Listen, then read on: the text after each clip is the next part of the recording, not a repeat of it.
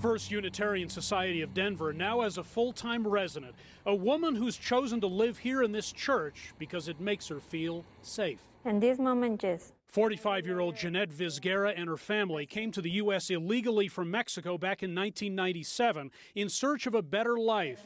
8 years ago, she had her first run-in with the law. In 2009, I was leaving work when a police officer pulled me over in my car. He asked for my social security number. She was arrested and convicted of using fake documents. She's won 4 stays of deportation from the U.S. so far. The only law I broke is having falsified documents. I had the documents in order to feed my children. Anyone in my position would do the same. Vizguera has checked in regularly with U.S. immigration authorities over the years and was about to do so again last week when something told her this visit might not be a good idea, that her removal from this country is now a real possibility. What changed on this occasion, the previous days were done under a different president. Now President Trump is saying that someone with only a traffic violation is considered a criminal. Every day since Trump has been in office, for me, has been like Christmas. Former U.S. Congressman and illegal immigration opponent Tom Tancredo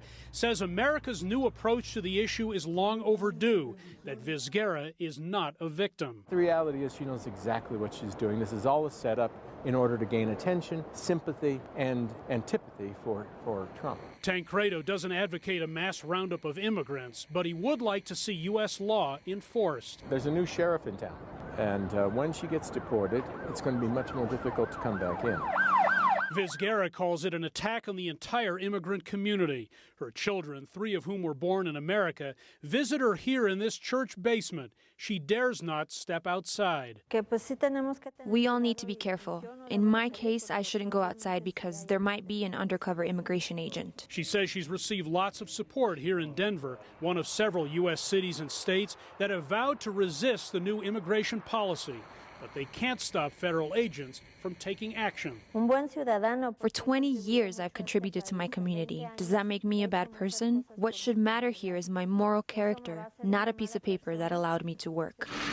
But a new president has created a new reality for her. Maybe I'm here for 4 years. This church is her sanctuary for the foreseeable future. Hendrik, Sybrandy, CGTN, Denver.